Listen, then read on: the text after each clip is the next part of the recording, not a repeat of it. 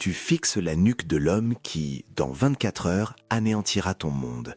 Il s'appelle Arminius. Il chevauche étrier contre étrier avec ton général, renverse la tête en arrière et rit aux éclats, si fort que le vin jaillit de sa coupe en argent directement sur la crinière de son cheval. Tu lui fais plus confiance qu'aux dieux locaux silencieux. Et pour cause, c'est un cavalier romain, un equex romanus. Il est des nôtres, il sent l'huile de prix et le succès. Il ne porte pas de peau de bête, mais un riche manteau d'officier, et à son doigt brille l'anneau de citoyen. Il a servi dans l'armée romaine dans des provinces lointaines. Il sait comment sonnent vos ordres en marche et au combat. Il parle latin plus purement que bien des gars de ta propre tente. Il est la preuve vivante que Rome s'est non seulement brisée, mais aussi rééduquée. Tu réajustes la sangle de ton lourd paquetage qui te scie l'épaule et tu as un petit sourire en coin. C'est une simple promenade, la dernière marche avant la retraite. La 17e Légion, ta légion, marche aux côtés de la 18e et de la 19e, les 3 meilleures légions de l'Empire. Chez toi, près de Néaples, un lopin de terre t'attend déjà, avec une paire d'esclaves et le silence. Tu ne sais pas encore que cette forêt n'est pas le chemin du retour, mais une immense fosse commune. Tu ne sais pas que ton ami souriant a déjà vendu ta vie, ton sang et ton avenir pour devenir une légende pour les tribus d'au-delà du Rhin. Bienvenue dans la dernière marche de la 17e Légion. Dans cette vidéo, nous n'allons pas pousser des pions sur une carte comme des historiens qui s'ennuient dans leur cabinet. Nous allons vivre la catastrophe de la forêt de Teutoburg comme ils l'ont senti dans leur chair, comme le premier Vietnam de l'histoire de l'humanité. Tu verras la guerre à travers les yeux d'un simple légionnaire de l'an 9 de notre ère, un soldat de l'une des 3 légions, la 17e, la 18e ou la 19e, qui disparaîtront dans la forêt sans laisser de traces. Pas de rapport sec, seulement ce que voit un homme bardé de fer, coincé dans un pays étranger, où chaque buisson peut cacher une embuscade.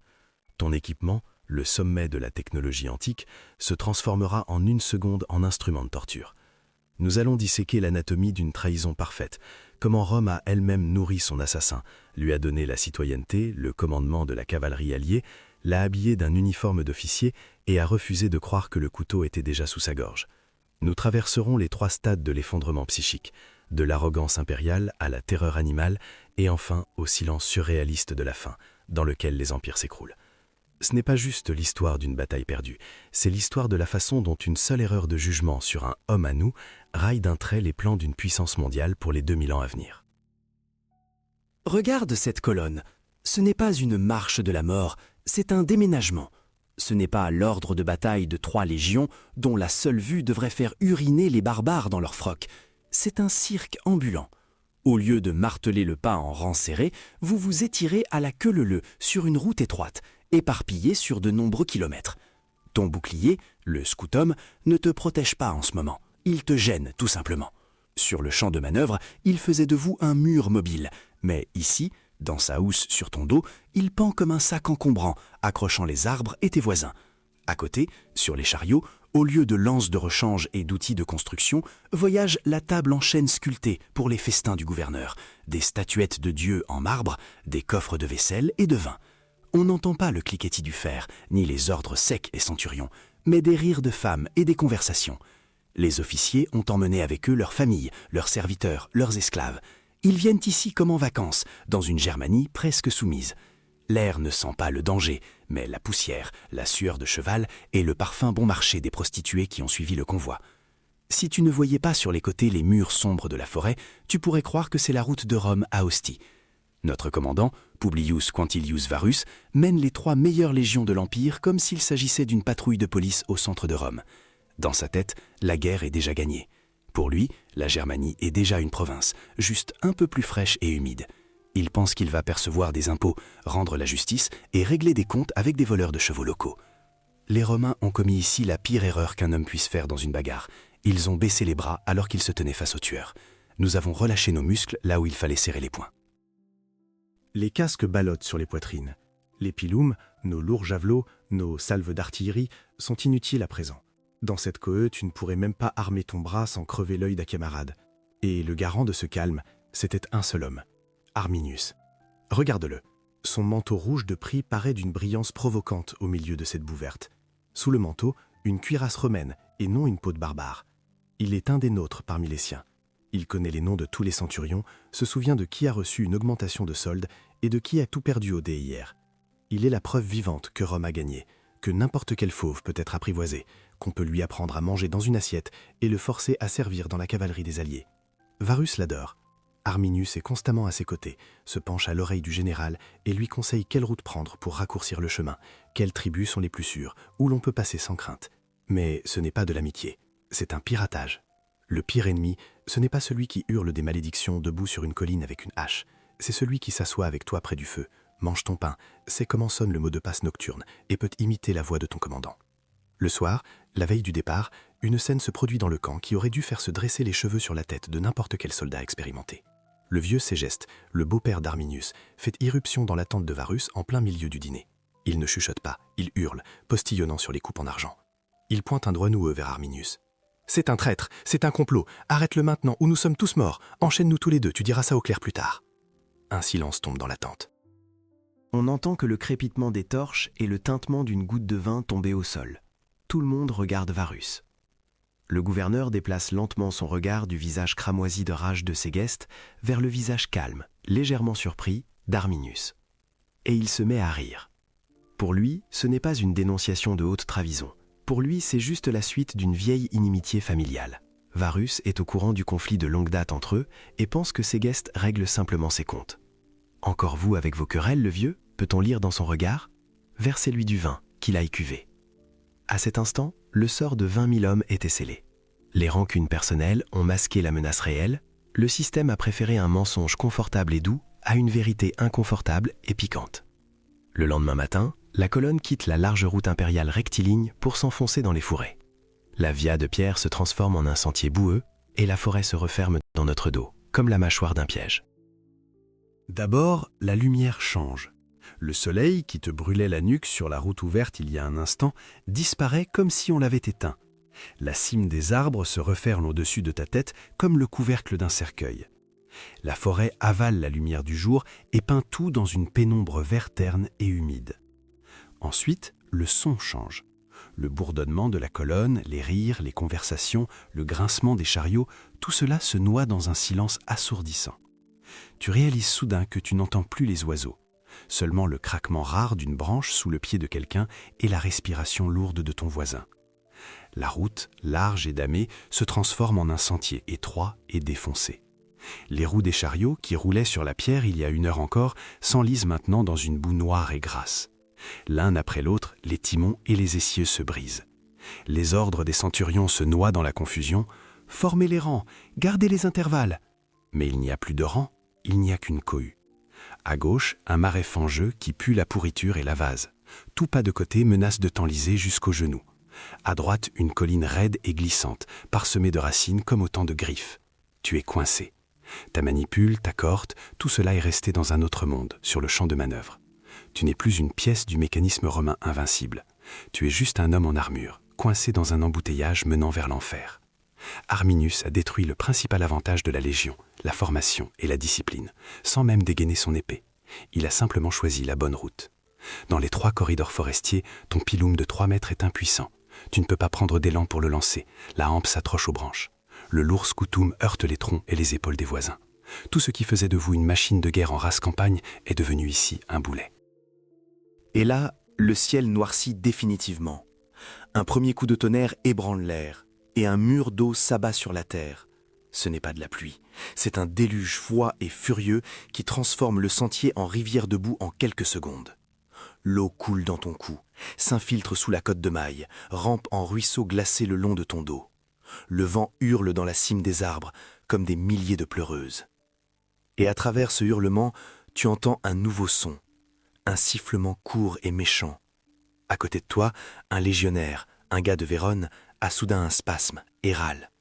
De son cou dépasse un dard fin, une lance légère des Germains, une framée. Il tombe face contre la boue et son sang se mêle à l'eau de pluie. Tu te retournes en dégainant ton gladius, mais tu ne vois qu'un mur d'arbres et l'averse qui fouette. Personne. De derrière la colline, de derrière les arbres, d'en haut, de côté, de l'obscurité, de partout, volent de courts javelots. Tu lèves ton bouclier, tu entends comment il frappe sourdement le bois et se plante dans la tranche. Tu frappes le vide avec ton épée. Tu es un tueur professionnel, un soldat de l'Empire, le meilleur guerrier du monde en formation. Mais ton ennemi est un fantôme. C'est comme un match de boxe où tu as les yeux bandés, et ton adversaire muni d'un poing américain te porte des coups et s'écarte aussitôt dans l'ombre.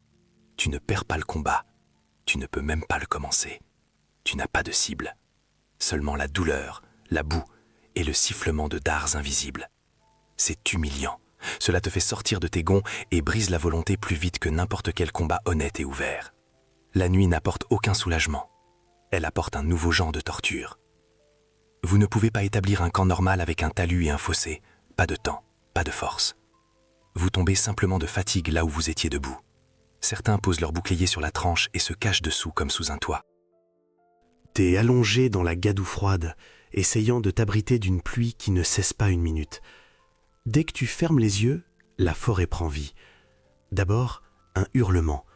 Il roule sur les cimes, comme si les arbres eux-mêmes hurlaient.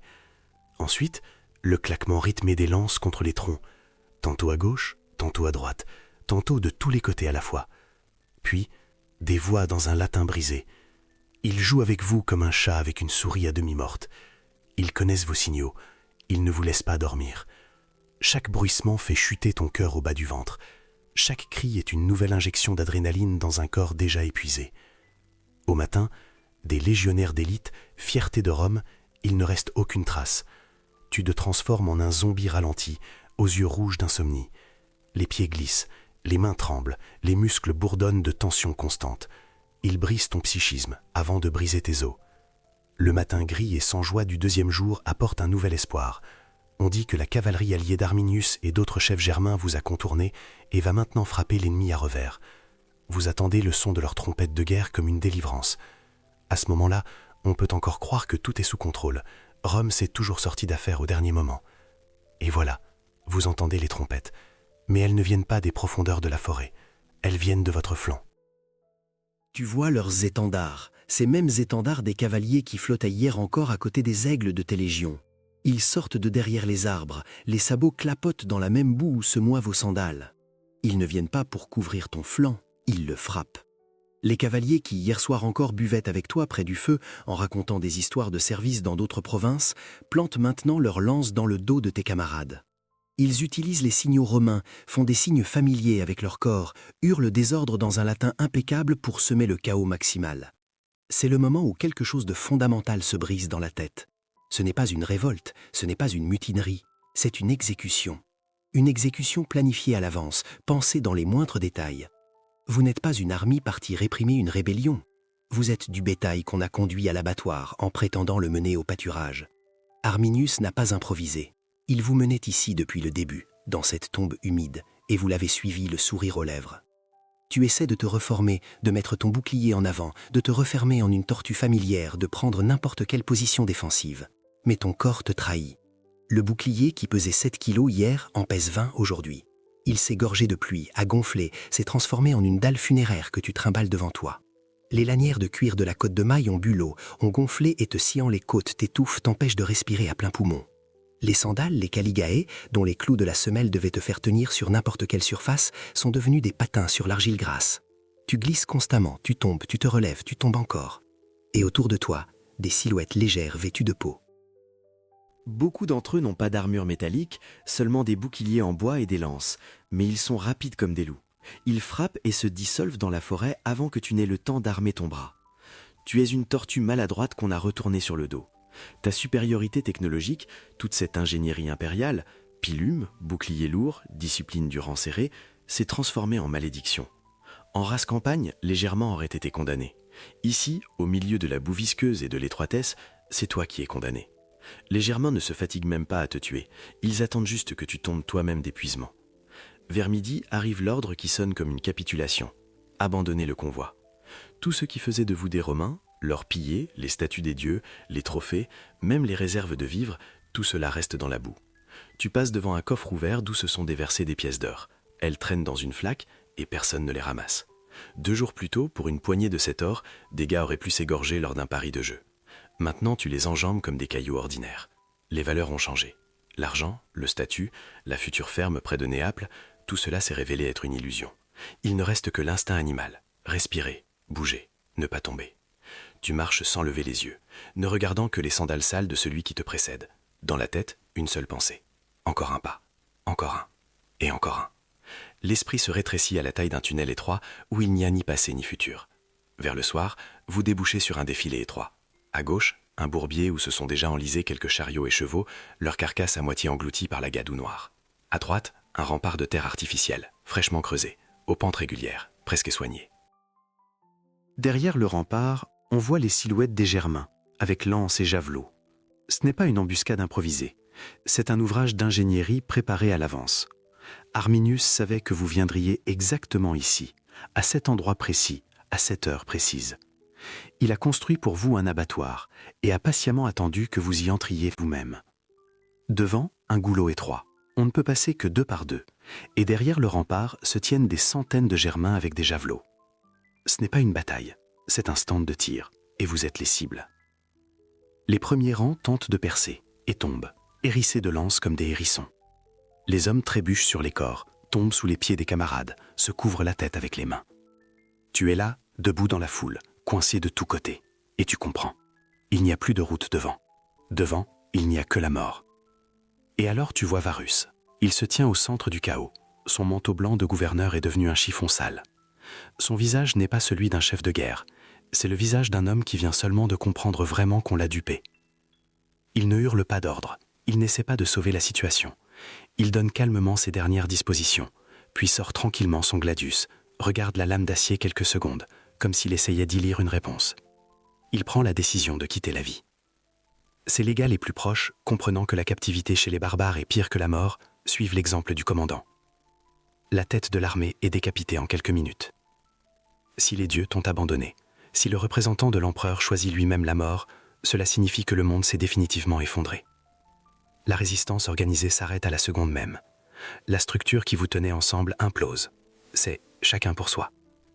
Quelqu'un se jette dans la forêt, espérant percer seul.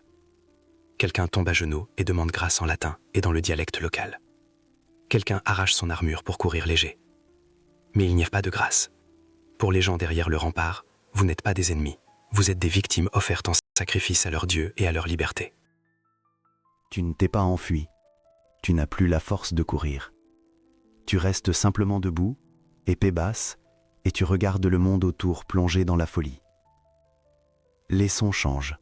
Les cris des blessés, le cliquetis du fer, le rire guttural des Germains, tout cela commence à s'éloigner, comme si quelqu'un partait au loin, emportant la guerre avec lui. Comme si tu plongeais sous l'eau. La douleur de la blessure au flanc, qui te brûlait comme du feu ces 3 dernières heures, disparaît soudainement. Il fait chaud, très chaud et calme. Tu te laisses glisser lentement vers les racines d'un énorme vieux chêne. Le tronc est rugueux, l'écorce égratigne tes paumes, mais tu ne le sens déjà presque plus. Tu enlèves ton casque, il tombe avec un bruit sourd à côté dans la boue. Ta main trouve dans la bourse à ta ceinture quelque chose de froid et métallique. Des clés. Un petit trousseau de clés d'une maison près de Néaples, qui n'existe pas encore, mais pour toi elle existe déjà. Tu fermes les yeux et tu n'entends plus le craquement des os ni les hurlements des camarades mourants. Tu entends le bruit du ressac de la mer tyrrhénienne. Tu sens la brise marine agiter tes cheveux, collés par la sueur et le sang, mais dans cette vision, ils sont déjà secs et propres. Les troncs sombres et humides des pins germains, dans ta conscience, deviennent flous et se transforment en rangées sveltes d'oliviers. La pluie qui martèle l'armure devient le doux bruissement des feuilles de vigne dans le vent.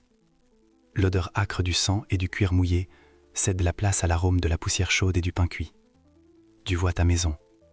Des murs blanchis à la chaux, des tuiles rouges, une fumée sortant de la cheminée. Un petit chemin étroit du portail au seuil, piétiné par tes pas imaginaires. Tu vois ta femme qui sort sur le seuil, s'essuyant les mains sur son tablier.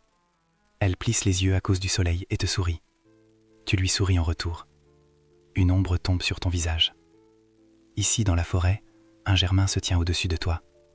Il est jeune, son visage est peint de suie et d'ocre, ses yeux brûlent de triomphe et de fureur. Il lève sa lance pour frapper. Mais tu ne vois déjà plus cela. Tu n'es plus dans la forêt. Dans ton monde, tu ouvres le portillon de ton jardin. Sous tes pieds crissent le gravier, et non les branches et les os. Tu franchis le seuil. Tu es chez toi. Tu es enfin chez toi.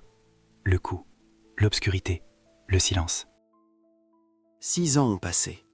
Sur cette même clairière arrivent des hommes portant les mêmes armures que tu portais. Ce sont les légions de Germanicus, le neveu de l'empereur. Ils sont venus pour enterrer les morts et se venger. Mais ce qu'ils voient force les vétérans endurcis à détourner le regard et à cracher leur bile. Le champ de bataille s'est transformé en musée de la mort à ciel ouvert. Les os blancs de milliers d'hommes parsèment le sol comme une première neige. Les crânes des officiers et des centurions sont cloués aux arbres, sinistre trophée des vainqueurs. Les autels des barbares sont encore debout ici, imprégnés de sang romain.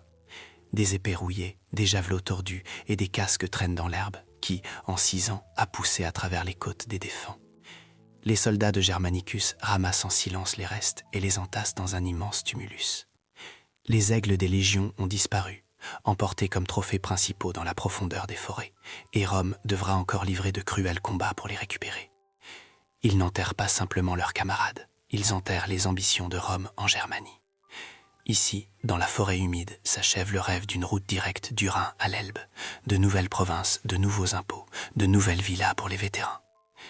On dit que lorsque la nouvelle de la perte des 3 légions arriva à Rome, le vieil empereur Auguste ne sortit pas voir les gens pendant plusieurs jours. La nuit, les serviteurs l'entendaient errer dans le palais et se frapper la tête contre le chambranle des portes en murmurant une seule et même phrase. Cette phrase, tous ceux qui ont entendu parler de la forêt de Teutoburg au moins une fois la connaissent. Tu peux l'écrire dans les commentaires avant de l'entendre de ma bouche. Quintilius Varus, rends-moi mes légions. La forêt de Teutoburg n'a pas détruit l'Empire. Elle n'a pas anéanti Rome physiquement. Mais elle a porté un coup bien plus terrible. Elle a arrêté le cœur de l'expansion. Les Romains ont regardé dans cet abîme vert au-delà du Rhin et ont décidé « là-bas vivent des monstres. Là-bas, il n'y a pas de place pour la civilisation ». Cette frontière, tracée par le sang de 3 légions, a longtemps divisé le continent, l'ouest romain et le nord barbare. Arminius a gagné. Il n'a pas simplement détruit l'armée de Varus, il a tué le rêve romain d'un monde global sans frontières. Il a forcé l'empire le plus puissant de l'histoire à croire que même sa force a une limite. Et cette limite commence là où s'arrête la route et où commence la forêt.